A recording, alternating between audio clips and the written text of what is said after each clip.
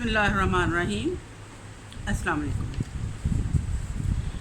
کل جو موضوع ہم نے شروع کیا تھا اسی کے حوالے سے آج ہم مزید معلومات ڈسکس کریں گے، اور یہ ہے پریپریشن آف کنٹینٹ آؤٹ کم۔ مختلف مضامین مواد کے اعتبار سے مختلف ہوتے ہیں۔ کچھ مضامین میں تفصیل، وضاحت، استدلال، تنقید اور تبصرہ کی زیادہ ضرورت ہوتی ہے، مثال کے طور پہ زبانوں میں یا معاشرتی علوم وغیرہ۔ اور کچھ مضامین میں معلوماتی مواد بہت زیادہ ہوتا ہے، مثلاً ریاضی اور سائنس۔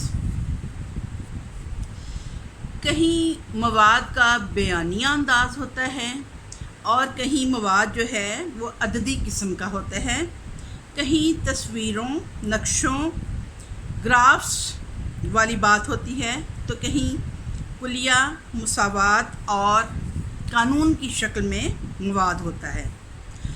مواد کی نوعیت سے پتہ چلتا ہے کہ سوالات انشائی طرز کے ہوں یا معروضی طرز پر بنائے جائیں، یا مختصر تحریری قسم کے جوابات ہونے چاہیے۔ مواد کی نوعیت اور حجم جو ہے وہ سوالات کی نشاندہی کرتے ہیں۔ آزمائش تیار کرتے وقت نفس مضمون کو مد نظر رکھتے ہوئے ان طریقوں کا خیال رکھنا بہت ضروری ہے۔ سب سے پہلے تو اس بات کا خیال رکھیں، اگر ایک ہی کتاب سے طلباء کو معلومات دی گئی ہیں تو کتاب کے عنوانات کی فہرست تیار کر لی جائے اور اہمیت کے لحاظ سے ہر عنوان پر ایک سوال بنا لیا جائے۔ اس طرح تمام نفس مضمون کا نمائندہ نمونہ تیار ہو جاتا ہے اور آزمائش کی اعتباریت بڑھ جاتی ہے۔ اگر ایک کتاب سے مواد نہیں لیا گیا اور نصاب کے مختلف حصوں کے لیے مختلف کتابوں سے مختلف مواد لیا گیا ہے تو ایک ہی کتاب کے عنوانات جو ہیں وہ اہمیت کے لحاظ سے برابر نہیں ہوتے، تو ان حالات میں عنوانات کی فہرستیں الگ الگ تیار کی جانی چاہیے، اور نفس مضمون سے متعلق استاد خود معلومات، ذخیرہ الفاظ، وضاحتوں اور اصولوں کے استعمال پر الگ الگ فہرستیں تیار کر لیں اور ان سے پرچہ بنائے۔ اس طرح نصاب کے زیادہ سے زیادہ اہم حصوں پر زیادہ سوالات بنائے جا سکتے ہیں۔ تیسری بات اس میں جو آ جاتی ہے وہ ہے 2 طرفی چارٹ تیار کرنا۔ یہ چارٹ تدریسی مقاصد کو کورس کے مواد یا نفس مضمون سے ملاتا ہے۔ اس طرح یہ ٹیسٹ کے نمونہ کی نوعیت کی تخصیص کرتا ہے۔ یہاں پہ مثال کے طور پر اردو جماعت نحم کے حوالے سے ایک جدول کا ذکر کروں گی۔ سب سے پہلے مواد کے مقاصد، پھر آ جائیں گے قواعد، پھر ذخیرہ الفاظ، تفہیم، معلومات، ترجمہ، استحسان اور کل میزان۔ سب سے پہلے حصہ نثر کے مواد کو ہم دیکھتے ہیں۔ اس میں قواعد 15 نمبر کے ہوں گے، ذخیرہ الفاظ 6 نمبر کا، تفہیم 12 نمبر کی اور معلومات 9 نمبر کی، جبکہ ترجمہ 8 نمبر کا۔ استحسان کے لیے اس میں ہم کوئی نمبر نہیں رکھیں گے اور یہ کل میزان 50 کا بن جائے گا۔ جب ہم حصہ نظم کو دیکھیں گے تو اس میں قواعد کے لیے کوئی نمبر مختص نہیں ہے، جبکہ ذخیرہ الفاظ کے لیے 7 نمبر ہیں، تفہیم کے 12 نمبر ہیں، معلومات کے لیے 6 نمبر اور ترجمے کے لیے 5 نمبر۔ یہاں استحسان کے لیے 20 نمبر رکھے جائیں گے اور اس طرح ٹوٹل 50 نمبر بن جائیں گے۔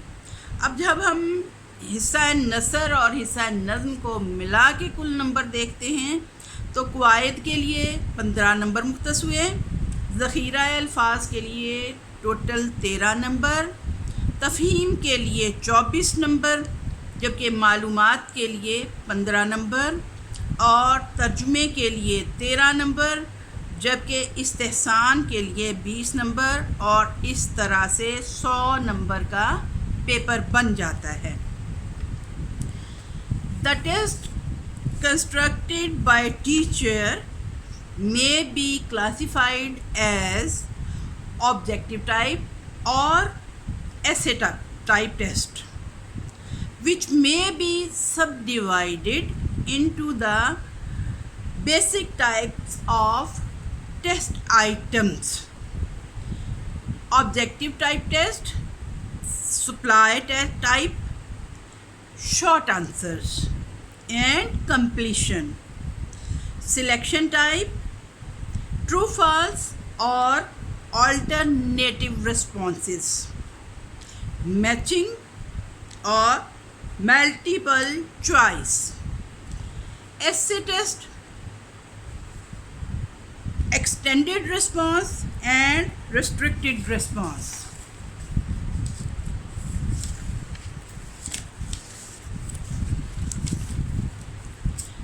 The preparation of a set of relevant test items involves matching the items to the learning outcomes as directly as possible. Number 2, obtaining a representative sample of all intended outcomes, selecting the proper level of item difficulty. Number 4, eliminating irrelevant barriers to the answer. Number 5, prevented unintended clues to the answers. Number 6, focusing on improving learning and instruction. یعنی آزمائش میں اساتذہ دونوں قسم کے سوالات شامل کرتے ہیں جو کہ معروضی اور انشائیہ طرز کے ہوتے ہیں۔ معروضی آزمائش میں طلبہ لفظ، ہندسہ یا علامت کی صورت میں جواب دیتے ہیں یا دیے گئے متبادلات میں سے کسی ایک کو منتخب کرتے ہیں، جبکہ انشائی طرز میں طلبہ خیالات کو منتخب کرتے ہیں، ان کو ترتیب دیتے ہیں اور پیش کرتے ہیں۔ معروضی اور انشائی طرز کے سوالات مختلف قسم کی تعلیمی تحصیل کی پیمائش کے لیے استعمال ہوتے ہیں۔ نیچر آف ٹیسٹ: اگر سوالات کی ایک سے زیادہ قسمیں شامل کی گئی ہیں تو ہر قسم کے لیے الگ سیکشن بنانا چاہیے۔ مثلاً سبجیکٹیو اور آبجیکٹیو کا سیکشن الگ الگ ہو، جبکہ آبجیکٹیو میں بھی ایم سی کیوز اور شارٹ آنسرز کے سیکشن الگ بنائے جائیں تاکہ طلبہ پوری توجہ سے پرچہ حل کر سکیں اور اساتذہ بہتر انداز میں چیک کر سکیں۔ دوسری بات جس کا خیال رکھنا بہت ضروری ہے وہ ٹیسٹ لینتھ ہے۔ ٹیسٹ مناسب حد تک طویل ہو، زیادہ لمبا ٹیسٹ بوریت، اکتاہٹ، بے چینی اور ذہنی انتشار کا باعث بنتا ہے، اور مختصر ٹیسٹ سے طلباء کی قابلیت کی پرکھ نہیں ہو سکتی۔ نمبر 3، ٹیسٹ ڈائریکشن: ہر سیکشن کے لیے ہدایات واضح ہوں۔ ٹیکسٹ کا مقصد، وقت کتنا ہے، نمبر کتنے ہیں، جواب کہاں، کیسے اور کتنا لکھنا ہے۔ الگ جوابی شیٹ الگ ہے تو اصل پرچہ پر نشان نہ لگانے کی ہدایت کی جائے۔ اگر ہدایات واضح نہ ہوں تو ویلیڈیٹی پر منفی اثر پڑتا ہے۔ پھر آ جاتا ہے پریلیمنری فارمیٹ آف ٹیسٹ، یعنی ابتدائی خاکہ کی ٹیسٹنگ ایک الگ گروہ پر کی جائے، یعنی پائلٹ ٹیسٹنگ کی جائے، اس کی اسکورنگ کریں اور ہر سوال کا تجزیہ کریں تاکہ ریلائبلٹی اور ویلیڈیٹی چیک ہو سکے۔ فائنل فارمیٹ آف ٹیسٹ منتخب اور اچھے سوالات پر مشتمل پرچہ بنوا کر چھپوایا جائے۔ اس میں ان باتوں کا خیال رکھنا بہت ضروری ہے۔ نمبر 1، ہدایات واضح ہونی چاہیے۔ نمبر 2، ٹائپ اور گرامر کی غلطیوں سے پاک ہو پیپر۔ نمبر 3، زبان آسان اور رواں استعمال کی جائے۔ نمبر 4، شروع کے 2-3 سوالات آسان ہوں اور پھر بتدریج مشکل سوالات ہوں۔ اوسط طلبہ کے مطابق ڈیفیکلٹی لیول کا خاص لحاظ رکھا جائے، نہ تو پیپر بہت زیادہ مشکل ہو جس کو اوسط درجۂ ذہانت سے کمتر بچے جو ہیں وہ حل نہ کر سکیں، اور نہ ہی پیپر بہت زیادہ آسان ہو۔ اس کے بعد بات آ جاتی ہے ٹیسٹ ڈیوریشن کہ مناسب اور کافی وقت کا تعین بہت اہم ہے۔ اگر وقت کم دیا ہو اور پرچہ لمبا ہو تو طلبہ بوکھلاہٹ کا شکار ہو جاتے ہیں، لہذا پرچہ پڑھنے اور لکھنے کا مناسب وقت دیا جانا ضروری ہے۔ ٹیسٹ کی تنظیم کا رہنما اصول یہ ہے کہ تمام طلبہ اپنی قابلیت کا مظاہرہ بھرپور انداز میں کر سکیں، آزاد اور پرسکون ماحول ہو، کمرہ امتحان میں روشنی، ہوا اور مناسب درجہ حرارت کا اہتمام ہو۔ نمبر 2، خارجی منفی عناصر پر کنٹرول ہونا چاہیے، یعنی باہر شور و غل نہ ہو یا ڈسٹربنس نہ ہو۔ پھر یہ کہ پرچے کی ہدایات جو ہیں وہ پرچے میں ہی مکمل طور پر ہوں، یہ نہیں کہ ایگزامینر چیخ چلا کر ہدایات دے رہے ہیں۔ نمبر 4، نقل کو روکنے کی کوشش کی جائے اور تاکہ بچے جو ہیں ان کی نشستوں کی ترتیب اور نگرانی کا سسٹم مناسب ہو۔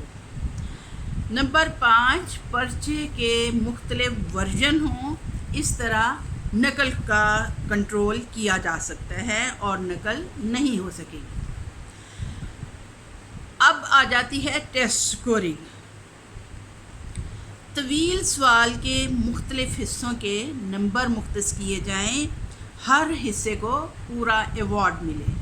مثال کے طور پہ اگر کوئی ایسے ہے تو اس میں انٹروڈکشن اور اس کے بعد اس کی باڈی، اس کے بعد اس کا اینڈ جو ہے اس کا ایک ہر کسی کے لیے نمبر مخصوص ہوں۔ اسی طرح سے جیسے لیٹر لکھا جاتا ہے تو لیٹر میں سٹارٹ اور اس کی باڈی اور اس کے اینڈ کے لیے باقاعدہ نمبر مختص کیے گئے ہوں تاکہ جانچ سائنسی اور ٹھوس طریقے سے درستگی کے ساتھ ہو سکے۔ دوسری بات اس میں یہ آ جاتی ہے کہ ہر سوال کے جواب کو ایک کی صورت میں تیار کیا جائے تاکہ سب ایک جواب کے بارے میں ایگزامینر جو ہیں وہ پورے طور پر آگاہ ہوں اور ایک جواب پر ایک جیسی مارکنگ ہو سکے۔ تمام کاپیوں کا ایک سوال ایک ایگزامینر کے حوالے کیا جائے تاکہ وہ یکساں معیار کے مطابق اس کو چیک کر سکیں۔ طلباء کو پیپر واپس کرنے ہیں تو مناسب الفاظ میں کمنٹس سے، نیگیٹو میں کمنٹس نہیں ہونے چاہیے، مثبت انداز میں کمنٹس ہونے چاہیے اور غلطیوں کی اصلاح کی جائے۔ نمبر 5، طلباء کو رول نمبر لکھنے کی اجازت دی جائے، نام نہیں، تاکہ ٹیچرز جو ہیں وہ ان بائسڈ چیکنگ کر سکیں، کوئی تعصب نام کی وجہ سے استعمال نہ ہو سکے۔ نمبر 6، ممتحن یعنی پیپر چیکنگ کے لیے پیپر چیکر زیادہ ہوں، اوسط نمبروں کو کارکردگی کا معیار سمجھا جائے۔ نمبر 7، خارجی عناصر مثلاً ممتحن کا موڈ، مزاج، طالب علم کی خوشنویسی، رفتار، تحریر کی طوالت، ترتیب اور صفائی اثر انداز نہ ہو۔ نمبر 8، اسکورنگ کی سے پرچے مشینی انداز میں جلد اور صحیح چیک ہو سکیں گے۔ نمبر 9، اگر طلباء نے سوالیہ پرچے پر ہی جواب دینا ہے تو اسٹرپ کی تیار کی جائے تاکہ مختلف صفحات سے گزر کر پرچہ بآسانی چیک کیا جا سکے۔ پھر یہ ہے کہ ہر صفحے کے آئٹمز کے نمبر اس صفحے کے اوپر کونے میں لکھے جائیں اور ہر درست جواب کو ایک نمبر دیا جائے تاکہ جب انٹرپریٹیشن ہو، رزلٹ بنانے کی ضرورت ہو تو یہ بآسانی ہو سکے۔